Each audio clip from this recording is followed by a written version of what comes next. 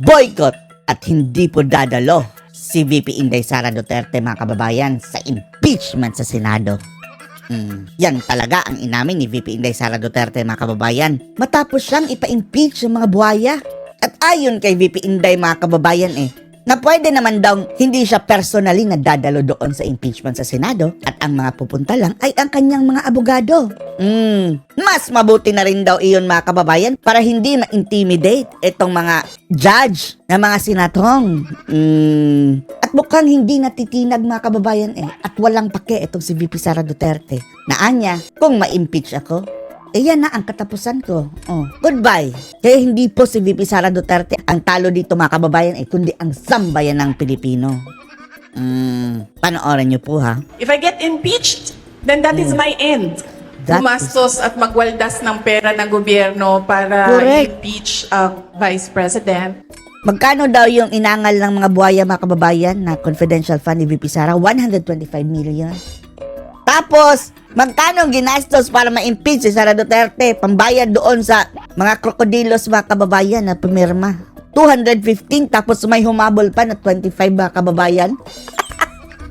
Animal. Pagtakpan ang kakulangan at pagsisinungaling ng administrasyon. Handa ba ang vice Ito si Sara Duterte, mga kababayan, nating tulos yan.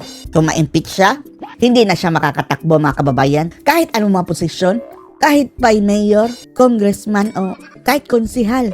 Sa tingin nyo, maghihirap pa rin si Sara? No, she will live peacefully.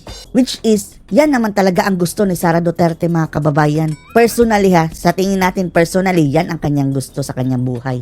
Ayaw niya itong gulo ng politika.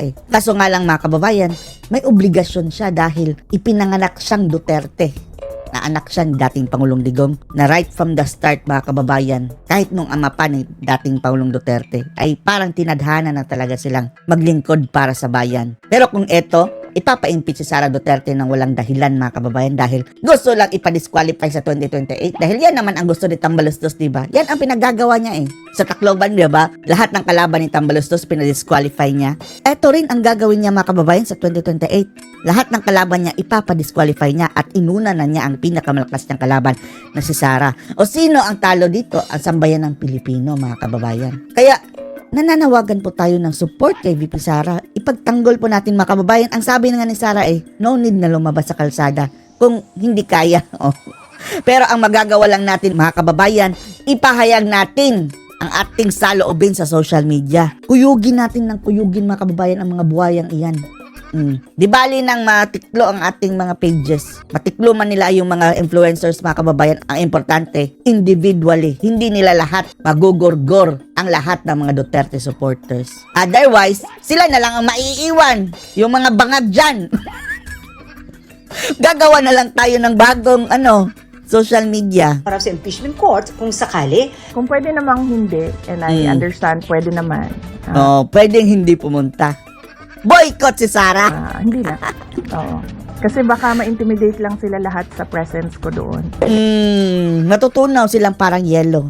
I think you have the numbers in the Senate to be acquitted. Hindi ko masabi yan ngayon, sir. Wala pa kami dyan. Are you not confident that you have Tapos mga kababayan, assuming na si Sylvester Erich Tulfo na siya daw ang magiging hukom na judge pag magkataon, mga kababayan, dahil siya daw ang frontrunner. Nasupalpal. Dahil ang sabi, kung sa 19th Congress ito ipinasa, 19th Congress din ang maghuhusga. Tapos si Tulfo, assuming. At by the way, mga kababayan, kahit pa hindi siya bumotong ipa-impeach si Sara Duterte, alam na natin, sabi niya gabundok ng ebidensya na fund misuse, paglulustay daw ni Sara. At yung iba niyang mga kasamahan, mga kababayan, na Tulfo. Yung pamangkin niya, si Ralph Tulfo ba yun? Anak ni Raffy Tulfo. Pumirma ng yes sa impeachment. So alam na natin ang boto ng mga Tulfo, mga kababayan. Dalawa agad sila kung mananalo yan. Si Raffy at saka si Erwin. enough allies to avoid a conviction in the Senate acting as an impeachment court? Hindi ko pa naisip yan, sir. I've not counted numbers of votes in the Senate. Pero kung hindi lang mai-involve dito ang magkano ang dahilan, yung bibilhin ang iyong kaluluwa, mga kababayan.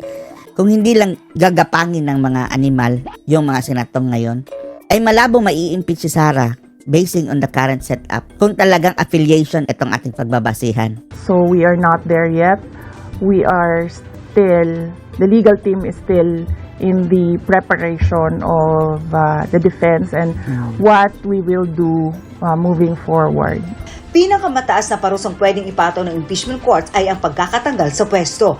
At Aside sa pagkakatanggal sa pwesto, is perpetual disqualification. Pero mayroon pa rin pag-asa mga kababayan kahit ma-impeach si Sara Duterte. Gaya ni Erap, kapag ipapardon siya ng presidente. Kagaya ni Robin Hood Padilla, di ba, convicted na siya dati, na pardon, na erase lahat mga kababayan, nakatakbo ng senador. Katulad din ni Erap na impeach. habang buhay na hindi pwedeng humawak ng anumang pwesto sa gobyerno kung mahahatulang guilty. Mag-aantay na lang siguro tayo na mayroong presidente papalit mga kababayan na matino. Pero kapag mangyayari ma-impeach si Sara Duterte mga kababayan at magiging vice president si Martin Romualdez, ay iaarangkada na nila ang charter change mga kababayan na kung saan si Romualdez ang magiging prime minister habang buhay siya. Resignation is not an option. Wala pa tayo doon, ma'am. Oo. Masyado pang malayo yung mga ganyan na Huwag kang mag-resign, Sara. Ang gusto kasi nila mga kababayan, pag-resignin mo na si Sara dahil kapag nag-resign daw si Sara mga kababayan, hindi natutuloy ang impeachment. No, Sara, huwag kang mag-resign. Iniluklok ka dyan. Huwag kang makipaglaro sa laro nila. mga bagay. Nandun pa lang tayo sa pagbabasa ng Actually, ma'am, wala pa tayo doon dahil yung mga abogado lang yung nagtatrabaho. Hindi ko talaga alam kung anong ginagawa nila. But I have a meeting with them. Hindi Malaya pa naman, Junto pa naman, di ba? mga Aaksyonan. tinuko ng bise kung sino ang kanyang magiging defense team. Pero ang kanyang amang si dating Pangulong Rodrigo Duterte, na nauna na nagsabing mag-aabogado para sa kanya, posibleng hindi raw kayanin na maging lead counsel. Maybe if he wants to, he can be part of the defense team. But Kasi mga kababayan, kapag lead counsel ikaw lahat talaga ang check lahat. May stress na si Digong.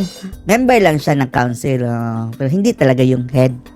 because of his age and because of rigorous preparation Rigorous. in an impeachment case, baka sabihin ko sa kanya na wag na lang siyang mag-lead dahil medyo may edad na si former President Rodrigo. Pero at least, membro pa rin mga kababayan. Andun pa rin siya. He's already 80 years old this year. Hindi pa raw sila nakakapag-usap ng kanyang ama, pero nagpahatid na raw siya ng mensahe rito. I think I said Hindi natitinag mga kababayan, no? Romualdez.